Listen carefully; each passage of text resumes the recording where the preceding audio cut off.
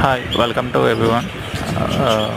ఇప్పుడు ప్రజెంట్ వచ్చిన స్టాక్ అవైలబిలిటీలో ఉన్నది flower on head pop male confirm monster కాక్స్.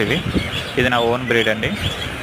ఇది స్టెరాయిడ్స్ కానీ లేదంటే ఏ ప్రోటీన్ హార్మోన్ ఫుడ్ కానీ ఇచ్చి పెంచినవి కాదు.